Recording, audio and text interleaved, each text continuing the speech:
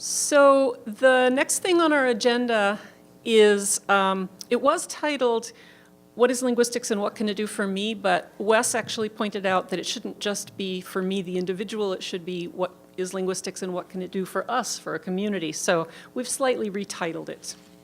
And Wes, you get to start. So we're just going to do this very informally and go back and forth. And also we haven't rehearsed, so there may be some glitches. Neve Monica. Ayatseki, te pake neolaka kokanungi chahwik. It's very good to see you all today. And so as Monica said, this presentation is about linguistic science and what it can do. But as part of that, or before going into that, we wanted to introduce ourselves and sort of situate where we're coming from. And so I will go first. So I'm known professionally, I think, as a member of the Miami tribe of Oklahoma, as recognized here with my tribal seal. But it's much less recognized about my background that I'm also of Japanese ancestry. My father's Miami, my mother's Japanese. And so I grew up in a Japanese-speaking household and would spend summers in Japan with my Japanese grandparents, of course, speaking Japanese, and sometimes would come back to the United States and then literally the next day, be at some tribal event in Oklahoma.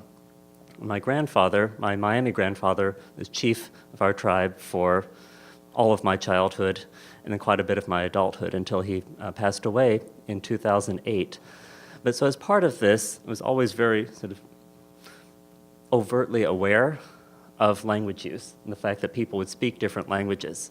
And I thought it was somewhat odd that I spoke Japanese in Japan, but that I didn't speak Miyamia, with my Miami community. Of course, at the time, nobody spoke Miyamia. It was mislabeled extinct. We call it sleeping within my own community because it went out of use almost entirely, with perhaps a few elders knowing a few words, my grandfather being one of them. And so that awareness stuck with me growing up. And I actually did not grow up in Oklahoma. I'm from Ohio, from the ancestral Miami homelands, because my tribe is a removal tribe. But that sparked my interest in languages. And so I studied various languages, but then in college, I discovered linguistics. This was at Miami University in Ohio, which happens to be named for my people, for our ancestral homelands. And it was also, serendipitously, around the same time that language reclamation efforts were starting in my own nation, where people were using documentation and analyzing that with the tools of linguistics for purposes of bringing language back into our community. So this is in the mid-90s, roughly 20 years ago. So I got into linguistics that way, and in order to sort of further that interest, in order to better be able to help my community, I decided to do my PhD in linguistics, focusing on that sort of work. And so as part of that, I ended up at UC Berkeley. I worked with Leanne Hinton, sort of well known for her work in with tribal languages. And I finished my PhD in 2007. Now 2007 was right around, or 2008, going into that, was right around when the economy fell out here in the United States. And so, like a lot of academics, I was straddling sort of one temporary job after the next. I realize now that I've actually taught at 6 places in the 9 years. But as part of that, I realized I was often sort of unable to get a job in a linguistics department. It was not very competitive. However, where I've always been competitive is in Native American studies or ethnic studies. And I realized that what's going on there, I think, is that I'm not focusing so much on linguistics for the sake of linguistics, but rather linguistics for the sake of decolonization. And so that eventually then led me to University of California, Riverside, which is where I'm in the Ethnic Studies department now. It just started in September. Prior to that, I spent 5 years as faculty and chair of Native American Studies at Southern Oregon University.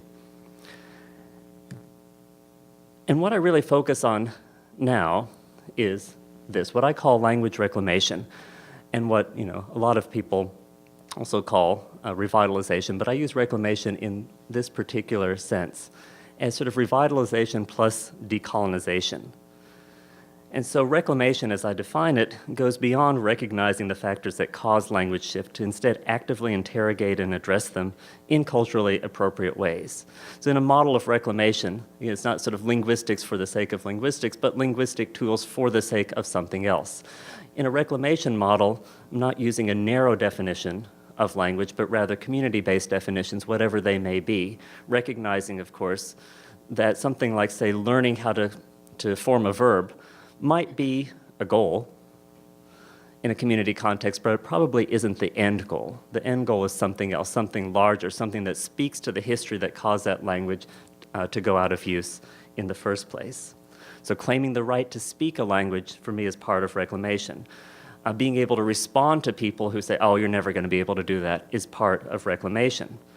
Acknowledging that sometimes we, as sort of native people, have beliefs that can impede this progress, is part of reclamation. So again, reclamation, so define it as what people normally call revitalization, but with a heavy decolonization aspect, and that recognizes intellectual sovereignty, that recognizes that community goals and community needs have to be the basis from which this work is done. All right. So Wes said that we should start off by introducing ourselves, and I don't have anywhere near as distinguished a pedigree as he does, but I thought I would tell you that I am a crazy cat lady, and I ride my bike a lot, so that's me. I'm also president of the Endangered Language Fund, and I'm going to do a really fast 15-minute discussion of sources of financial support after Wes and I are done.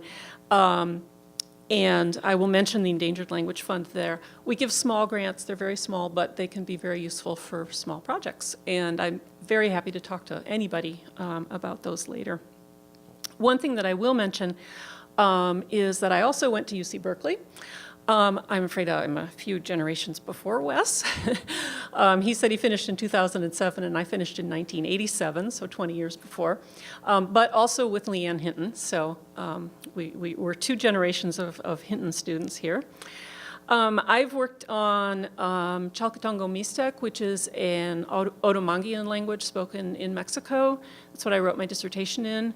I have worked with Susan's language, Karuk, which has been one of the delights of my life, I think.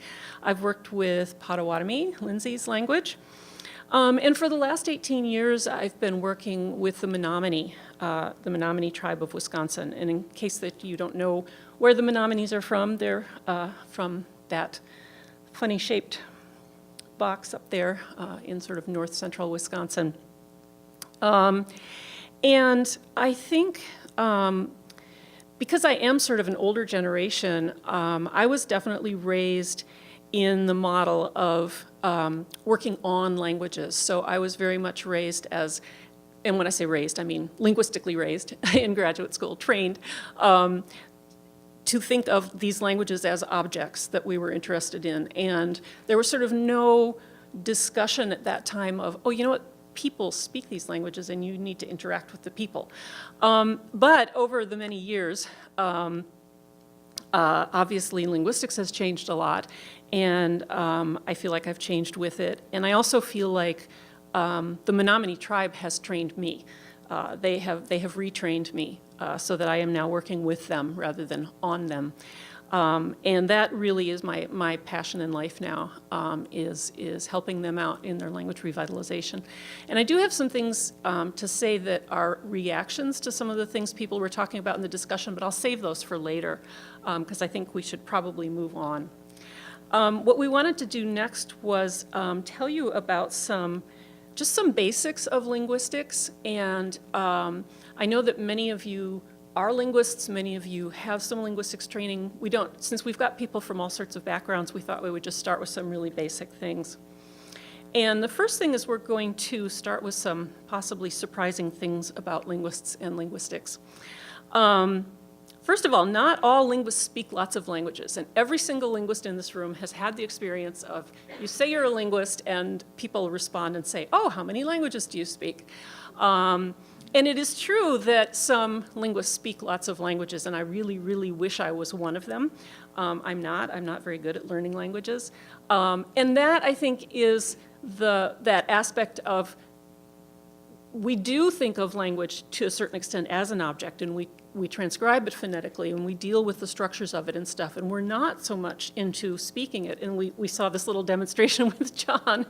And so people are often very surprised by this. And I'm very ashamed of the fact that I don't speak Menominee, and I really have decided that in my retirement, that's what I'm going to do, is I'm going to try to learn to actually speak it. Another thing is that we're not grammar police. Because that's the other thing that people always say, oh, how do you do, what do you do? Oh, I'm a linguist. Oh, I better watch my English, right?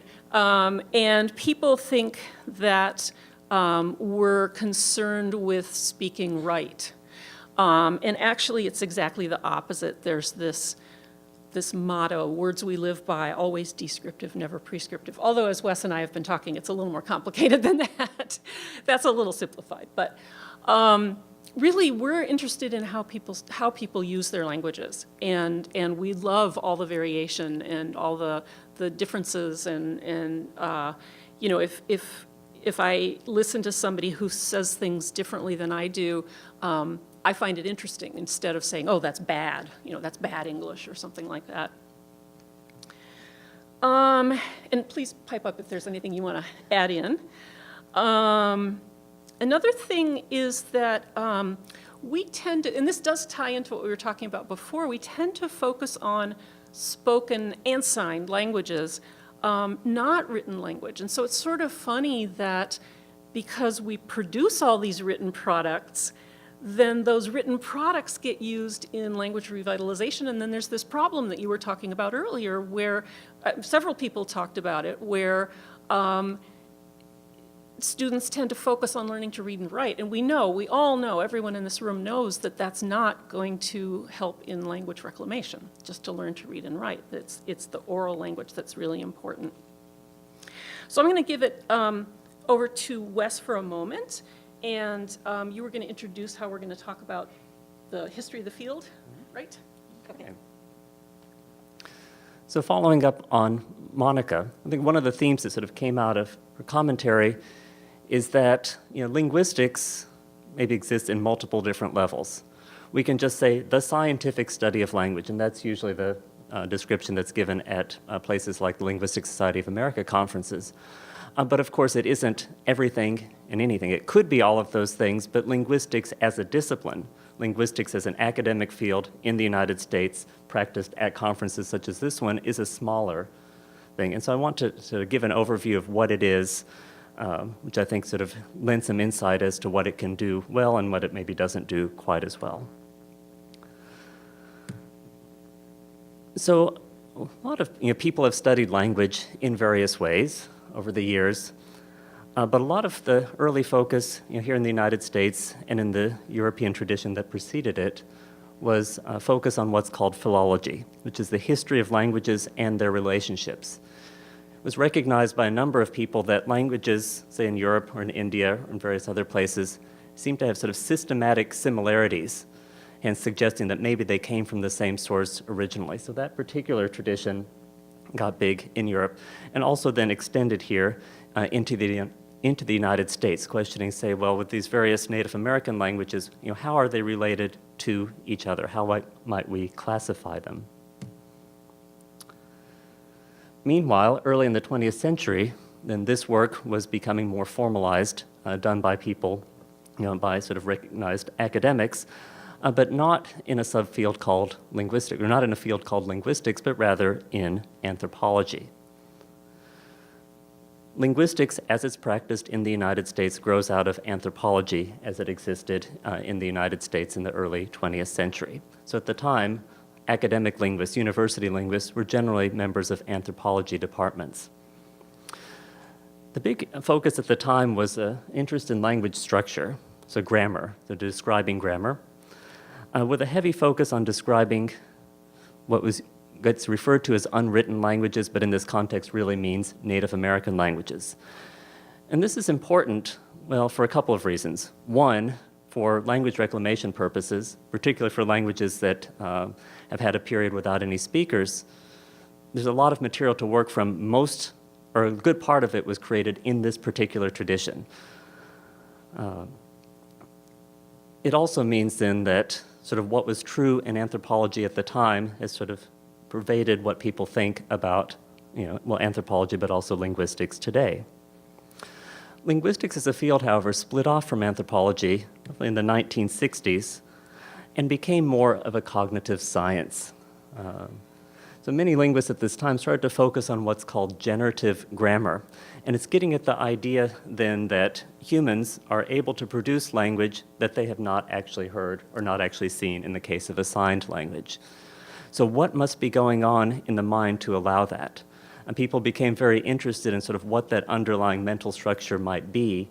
And as part of this, we'll use examples from lots of different languages, all the languages of the world, to say, well, whatever the lowest common denominator is, that must be sort of what's going on up here. Well, for better or for worse, that's become a big focus. In some linguistics departments, that is the main focus, but of course linguists do all sorts of other things as well.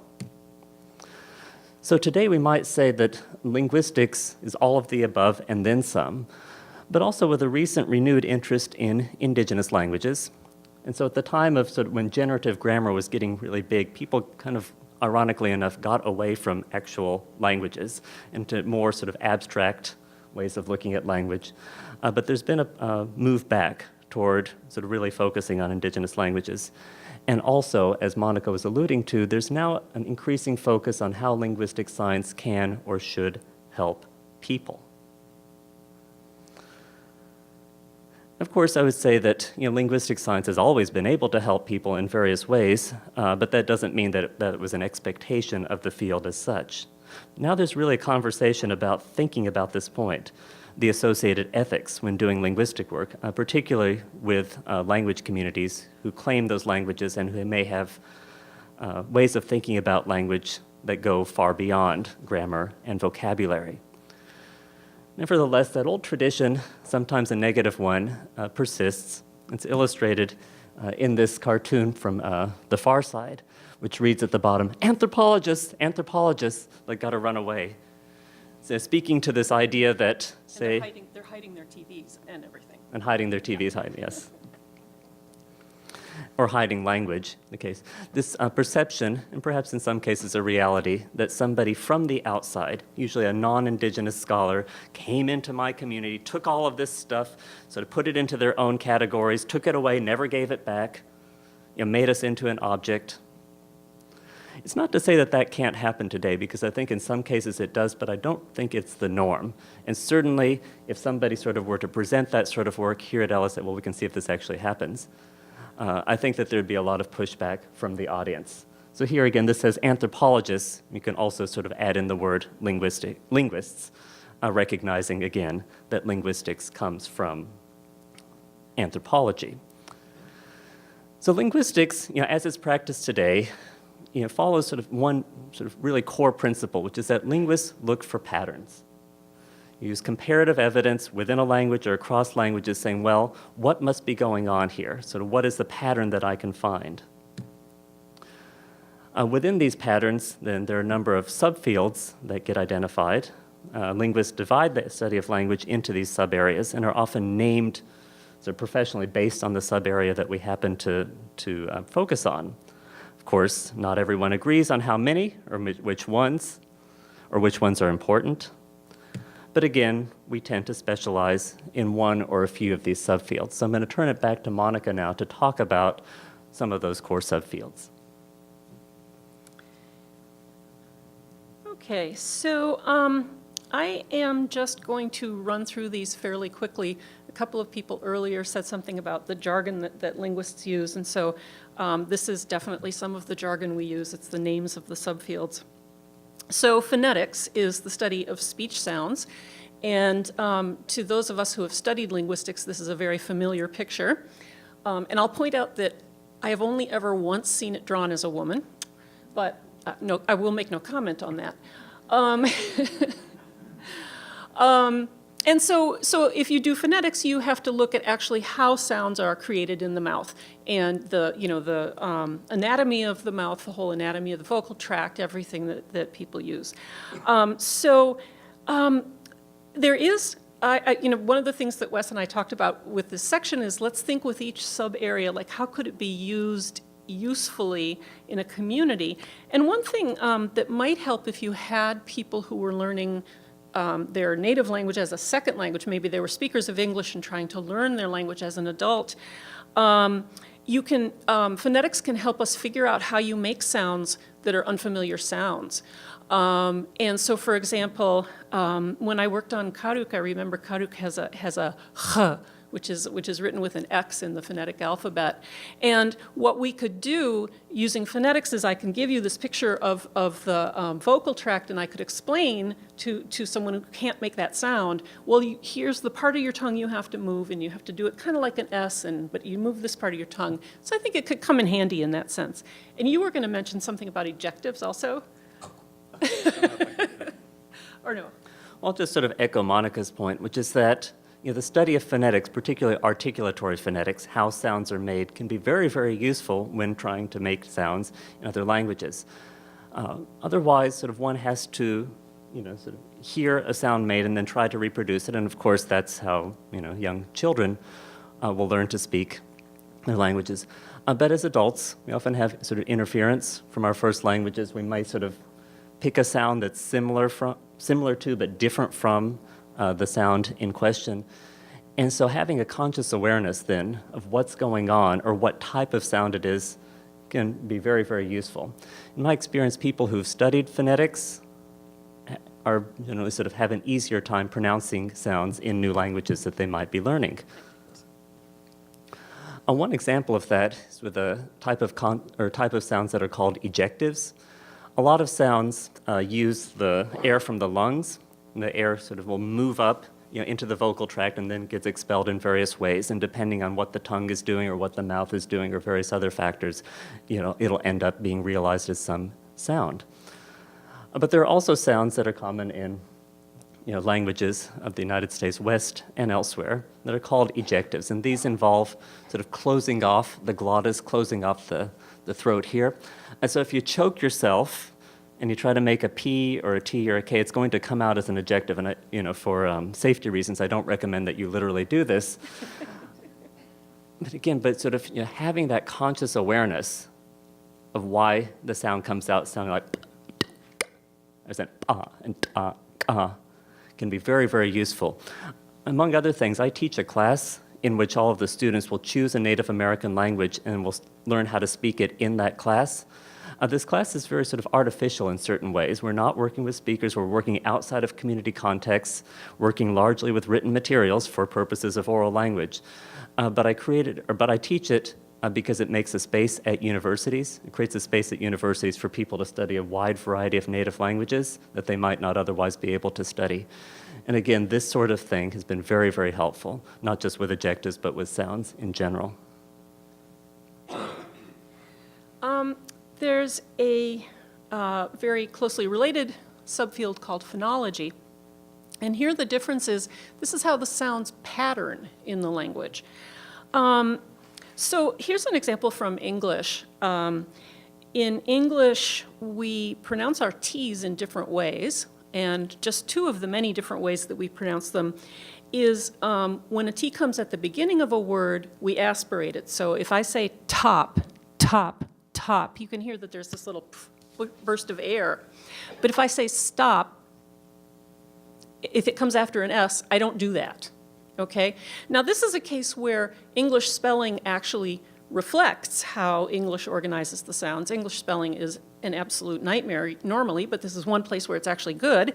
So it's reflecting the fact that we categorize those both as T's, even though phonetically they're a little bit different. So this kind of analysis at this more abstract level can be useful in discussions of figuring out orthographies, figuring out spelling systems for languages. However, spelling systems, I just also have to say that they're often very controversial in communities, and I see many people nodding their heads. I think people get very passionate about spelling systems, and I've never quite understood why that is, but it's definitely something people care about. Okay, next subfield then is morphology, the structure of words. And Wes said that we often get identified by what we study. Well, I'm a morphologist, so that's what I would get identified as. And here's just a super simple example. In English, the way that we make plurals in the majority of cases is we just add the thing we spell as an S to the noun, right? So cat, cats, dog, dogs. But actually, this kind of illustrates the same thing that I was talking about with respect to the T's, because for at least some dialects, not all dialects of English, but for some dialects of English, when you say cats, you actually are saying an S at the end. But when you say dogs, you're actually saying like a Z at the end.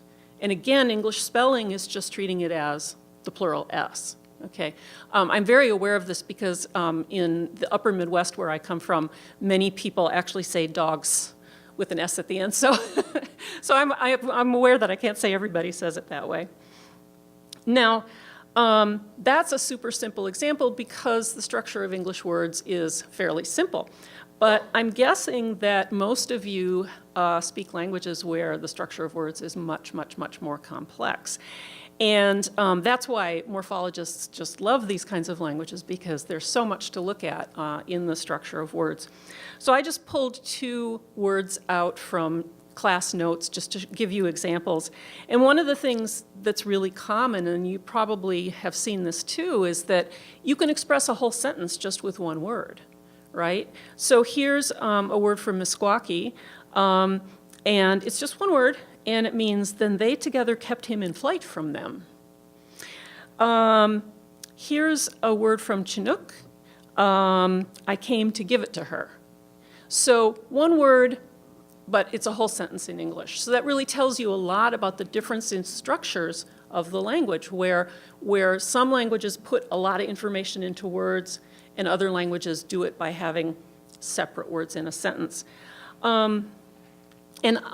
I didn't break these down, but one of the things that morphologists do is they break them down into their pieces. And sometimes that can be useful for people learning languages, for people creating new words, and that kind of thing. We'll talk about that a bit more later. Syntax is the structure of sentences. And just at a very simple level, typically in English, our sentences go subject, verb, object. Now, not all the time, but that's sort of the typical thing.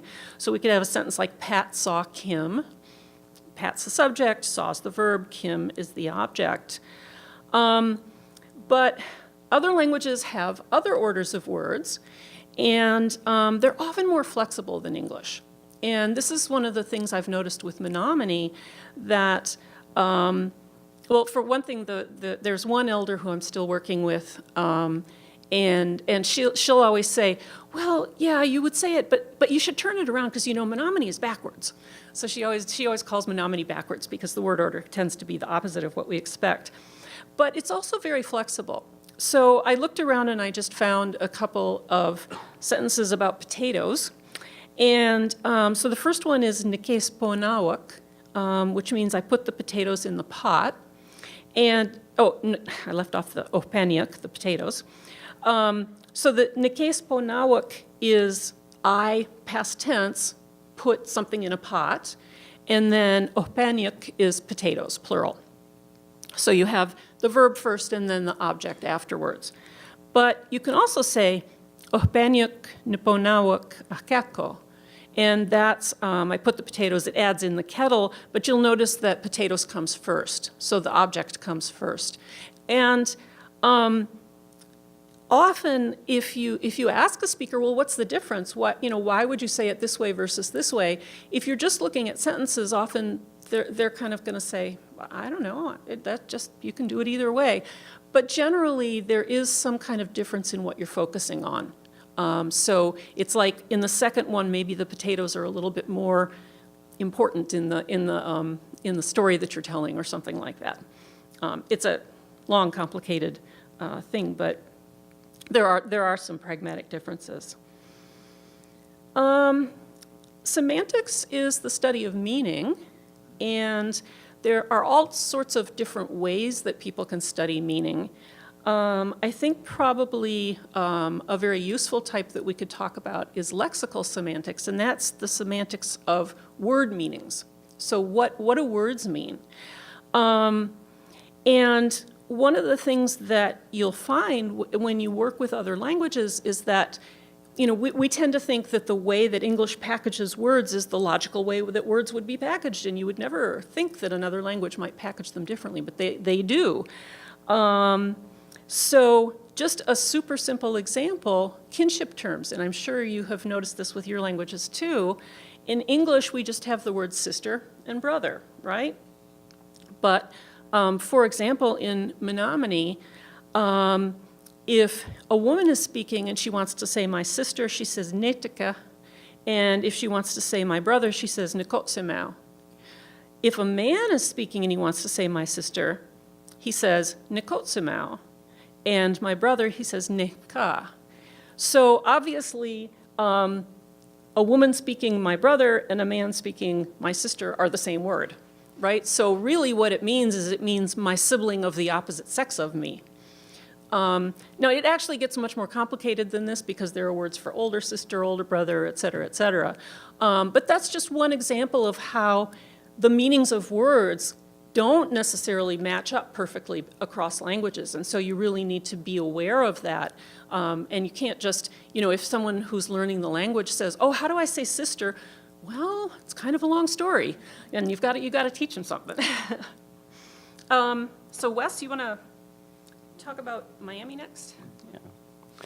As an aside there with the kinship terms, you know, in Miami, so for brother, would mean sort of my own sort of biological siblings, that is sort of males who come from the same biological parents, but also my father's brothers, children, and my mother's sisters, or father's brothers' sons, excuse me, and my mother's sisters' sons would also be called brother.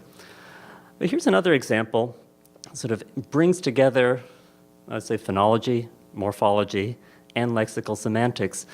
And it's something that gets taught a lot in my community, so I wanted to emphasize it. I think it's kind of neat.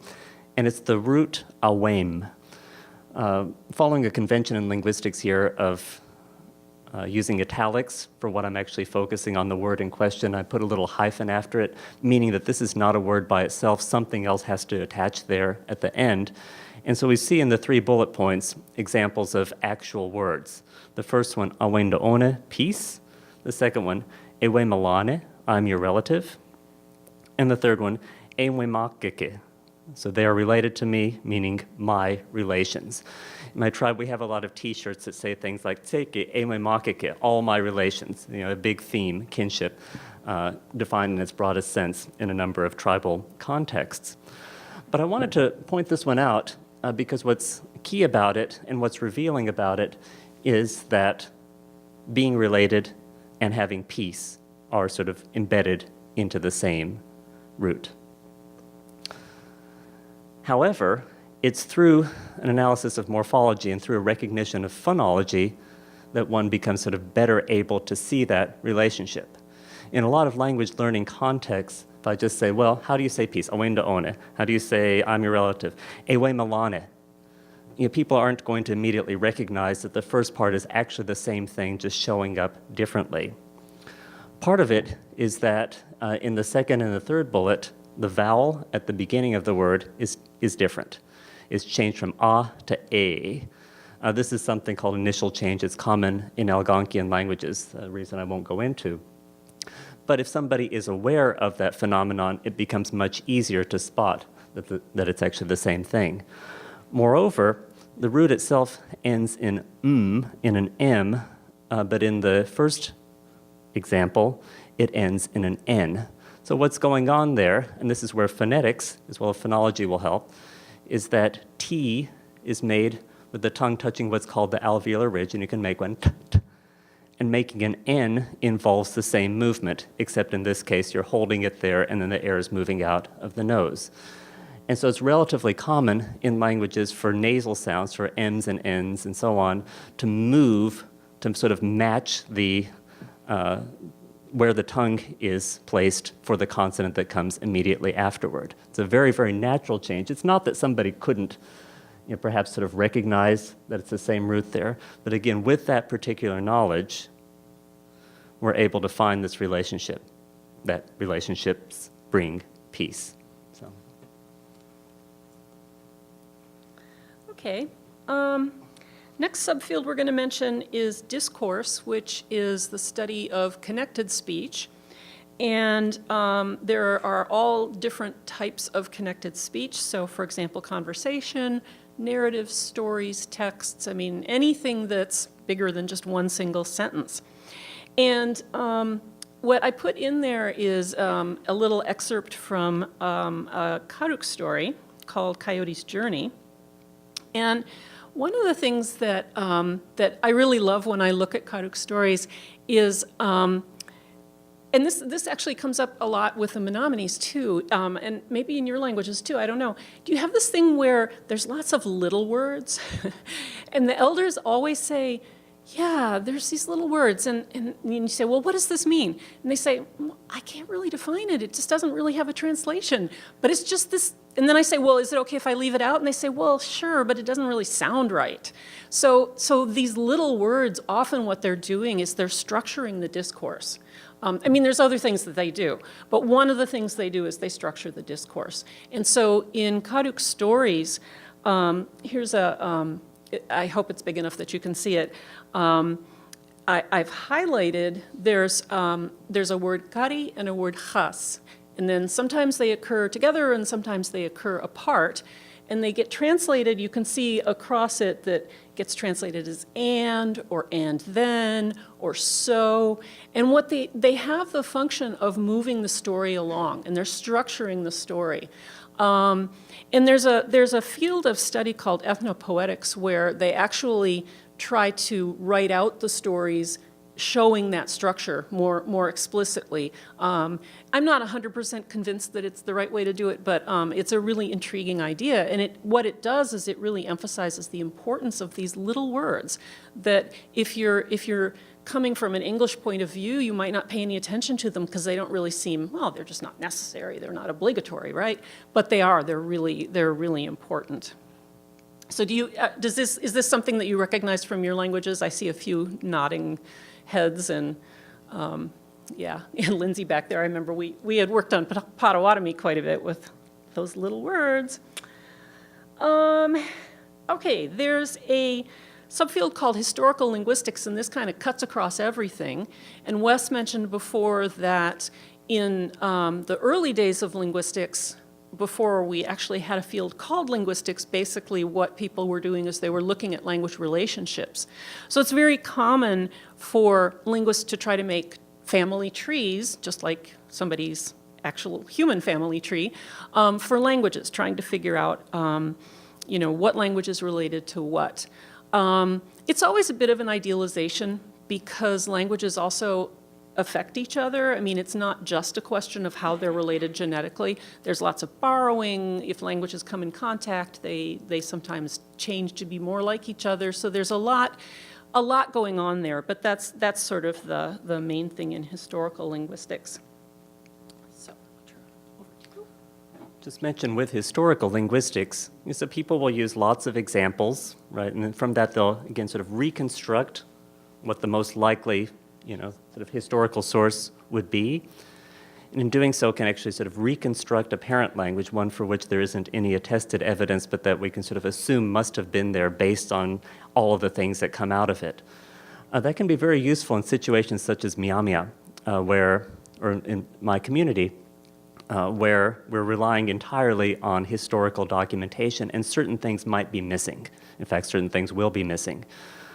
We know how Algonquian languages work, so Miami, like Menominee, is an Algonquian language, meaning that they have the same source. And we can look at that source and we can look at sort of how that source sort of changed into Miami in order to fill in gaps. by sort of comparative evidence, gaps in vocabulary or gaps in the grammatical record. So things that are, again, very, very useful. Another subfield is sociolinguistics, which sort of, as implied by its name, is the study of social factors and language. Of course, I'll tell you, I personally find it odd that this is kind of a subfield as such. It's like, when can you study language without social factors? But in that 1960s tradition of generative grammar, that way of thinking about language, sort of putting social factors aside, or at least as something separate, became relatively prominent, and then sociolinguistics became its own subfield.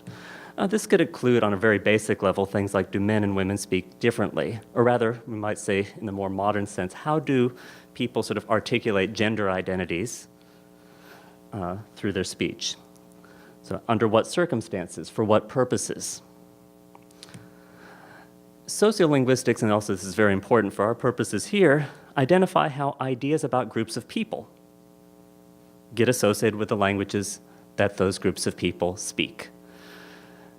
So again, linguistics is, at least allegedly, a descriptive science, one that doesn't put value judgments on different ways of speaking. This is one way of speaking English, this is another way of speaking English, this is a third way of speaking English. We would just call those different dialects. But of course, in sort of wider society, people have very strong views about what's good, what's bad. That's an ugly language. This is a good language. This is a pretty language. This is an in-between language. Sociolinguists develop tools for analyzing what's going on there, for showing, sort of what sorts of factors sort of guide language beliefs. Basically, sort of, again, the views about the people will get associated with the language. And because of colonization, here in the United States, native languages have often been, marginalized. Sometimes native people will sort of marginalize our own languages because they've been socialized in that way. So studying sociolinguistics can make that very, very apparent, and I think sort of allow people to move beyond those sorts of problematic beliefs to restore sort of the value that our languages really need to have. And one thing I can just tell you on a personal note is I'm married to someone from North Carolina. I'm from Wisconsin, he's from North Carolina. And, beyond the obvious things of every now and then he says things that I can't understand, he's made me very aware of the prejudices against Southern English, which I held and was totally unaware of. And so there are all these prejudices of people from the South, they're kind of dumb, they talk kind of slow, and, all of these things. And he's very aware of that because he gets that. And we live in the North, and so he actually has changed the way he speaks quite a bit because of that, so that people don't jump to those conclusions about him. So another field, and one that's become very, very prominent in the last few years, is documentary linguistics. Interestingly, this is sort of what the linguists under the anthropology realm were doing back in the day. It's come full circle again, but sort of done in a different way. So documentary linguistics is a collection, transcription, and translation of language data, usually sort of with the future in mind, sort of long-term maintenance of that information, accessibility of that information. So language documentation. Because it's not just sort of recording languages, but sort of doing so in a systematic way that sort of figures out how a language works, both in terms of its grammar as well as in terms of its conversational use and so on. And increasingly, I think, sort of in line with the shift in the contemporary field of linguistics, documentary linguistics is more and more linked to revitalization efforts and other community needs. So not just sort of, we need to document this language because it's gone, because Indians are going to disappear. That's a very sort of colonial way of thinking. Rather saying, well, we're going to document this language because the reality of the situation, at least right now, is that there are only a few highly fluent speakers. Other people are learning the language, but we need to have some sort of good record of what the fluent speakers are doing, so that other people can sort of learn the language in the future. That particular need has become sort of more, has sort of embedded itself into the field, I think, has changed documentation practices for the better. All right, so having said all of that, what can linguistics do for us? Oh, okay. So training in linguistics, of course, helps with language learning and teaching. ultimately, I think one would have to sort of make a decision as to how much you'd want to teach linguistics, if at all, in an actual sort of language class. We've been talking about this sort of focus on written language over oral language. You saw the example with peace having to do with being related in Miami. Would you actually teach that directly? Well, I'm not sure if you should. It would depend on your needs. Certainly, I think for language teachers, it's very, very useful to have that type of meta-awareness and then to use that to sort of structure whatever you do accordingly. Training in linguistics helps with understanding how and why languages change, for social factors as well as, shall we say, pure linguistic factors. Training in linguistics helps with identifying similarities, or universals, between different languages, but also by extension what makes them distinct. And in my experience, sort of in sort of Native American context, that's the part that's really important, what makes them distinct, right? Most Native Americans, in fact, all the ones I know, already speak at least one language, usually English, but there's value in our heritage languages as well, and that's the value lies in what makes it different from English, not what it has in common. And here's an obvious, but sometimes not so stated point that has two parts. First, linguistics training helps members of language communities effectively use resources created by linguists or by anthropologists. It's not the ideal situation, but it's a reality in many communities, including my own, that the people who made the documentation were not Miami, right? They were operating in different traditions of language description, of archiving, of sort of thinking of language in a certain way, using linguistics jargon, using linguistics categories, and for people to be able to use that material, you need training in linguistics. So that's relatively straightforward.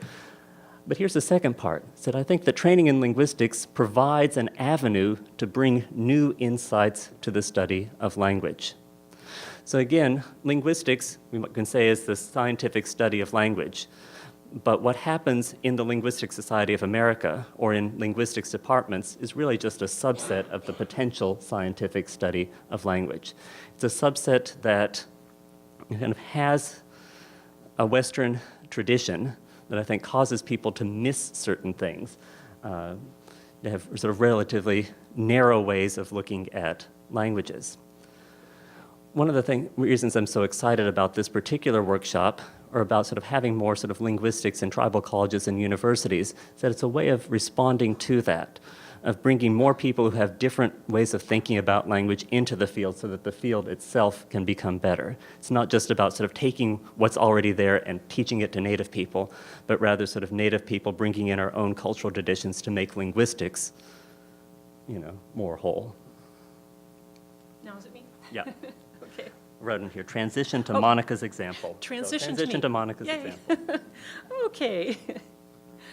So I thought I would tell you a little bit about Menominee. As I said, I'm very much trained in sort of the old-fashioned kind of linguistics, and I don't have training in how to teach languages, which is something they really, really need, and I can't supply that for them. Luckily, I found somebody who can help, so I'm very happy about that.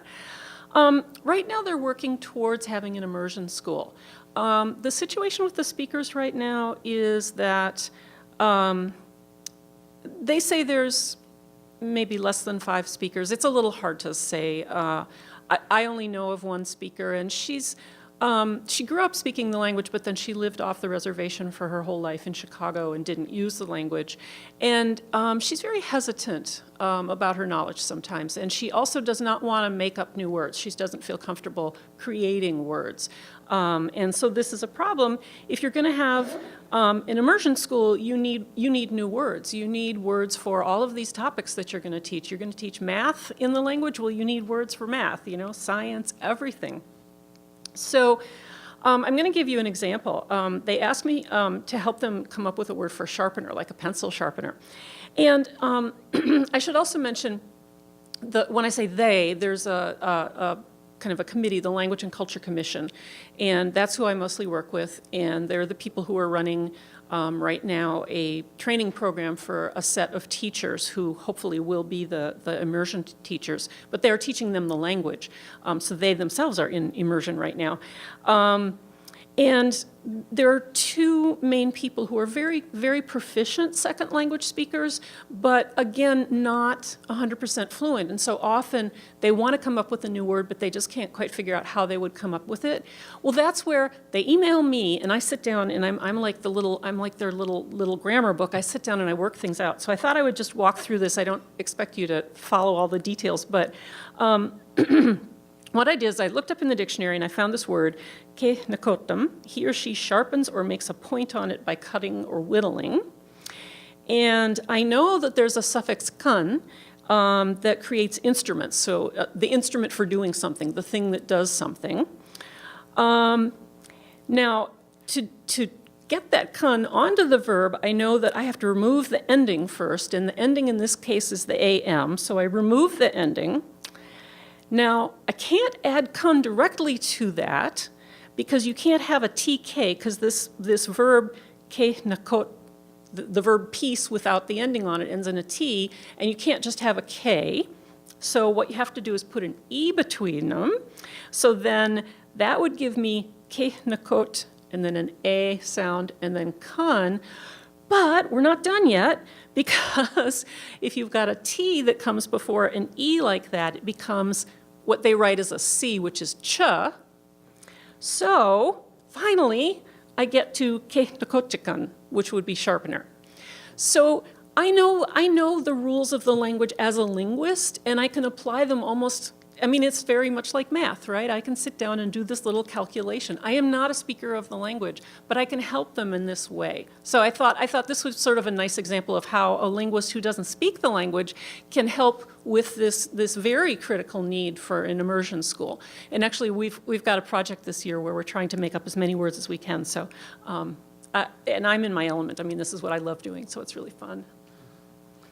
To sort of add to that this is sort of illustrating, again, the tools of linguistics, particularly sort of phonology and morphology.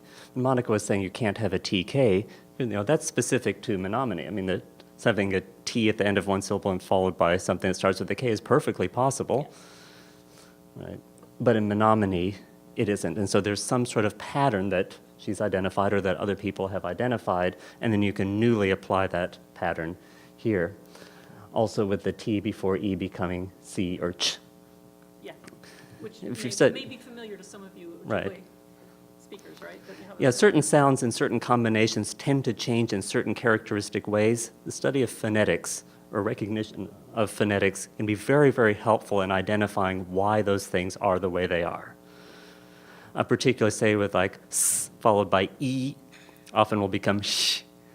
You say, well, gee, when I'm making that E sound, my tongue is relatively high toward the center of my mouth, and it maybe is pulling the S sound back in terms of where my tongue is placed for the S.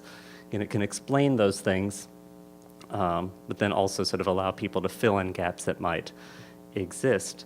And so on that note, we wanted to just end with this slide here, which has a phonetics writing, linguistics rocks. Get it? Okay. Anyway. So we would love to take some questions. We don't have a lot of time, and then I have to have my 15 minutes of fame where I talk to you about funding sources. So we've got a question. Yeah, we'll just do a couple questions and then. It's not even important, but this is exactly what the available linguists around my reservation, where the colleague wants to go, is how do you do this? And the Davy Hub tribes have gotten together. We have an annual meeting every year, and we, from the tribal perspectives, are trying to come up with new words for today's language. Because we know that the language, because we know that we lack words for, even beginning with typewriter, which nobody really knows anymore. You don't even need typewriter anymore. But telephone or cell phone. Right. So, the technology has made such an impact that when you can't, yes, you can teach the language that the elders speak, but it also has to be updated because how do you say computer? Right. So we thought at one of the conferences, so all day we got together, and only one came up with something that seemed to work, and that was bumped up because it was succinct, it captured everything for the word computer. So that was kind of like our informal assignment, you know, and get together, coffee, and say, okay, here's maha, how would you say it? So everybody, wajaje, maha, banka, konse, all of us sort of failed. Ugakpa, all failed, except panka, that everybody liked. And theirs was the translation back into Deikha to translate from English, iron braid. Perfect. And so it came, and so now that is an acceptance and an adaptation into the rest of the Deikha that now can use and update into current Deikha for whichever language you choose. And if you want to get kids talking the language, if you want to get, you know, actual conversation going, what do they want to talk about? They want to talk about their devices and their games and stuff. Cell phone, I think, and so everybody could, but yeah, it was kind of interesting. I recognized what you were doing there because tribes are doing this and trying in terms of their revitalization efforts. So it was kind of an interesting description that you had there, and I just wanted to comment on it, that it is going on, not at the academic or the linguistic level as you are, but for tribes to come up on their own. Yeah, and I should mention, so there's an Ojibwe immersion school in Wisconsin, and the people I'm working with, the Menominee people, are very much in touch with these Ojibwe people. And what they've been able to do is get groups of elders together, and the elders sit down and come up with words. But unfortunately, the Menominee don't have the luxury of doing that. So I think, yeah, I mean, if you've got the elders who can do it, the native speakers who can do it, that's the first choice, definitely. But when you don't have them, that's where a linguist can come in handy. And the other thing that I'll say is, when I come up with these words, they're always just suggestions. And often I'll come up with several, and they'll reject them all, and then we go back to the drawing board. So it's totally up to them whether they like it or not. So yeah, it's not my decision, definitely. Again, that brings us back to the idea of sort of language reclamation. There are lots and lots of ways to make new words. Ultimately, of course, it has to be a community decision, one that follows community values and needs, whatever those may be. Going back to Monica's example, that suffix kan creates instruments. Well, the same suffix exists in miamia, and it shows up in our word for computer, which is kindelin dakane, the thing that thinks fast. Or in some cases, the thing that thinks slowly, and then you get the spinning wheel, but we won't go into that. All right, well, unfortunately, we are out of time for questions, but I'd love to keep talking to you guys about this. Maybe we can talk about it over lunch.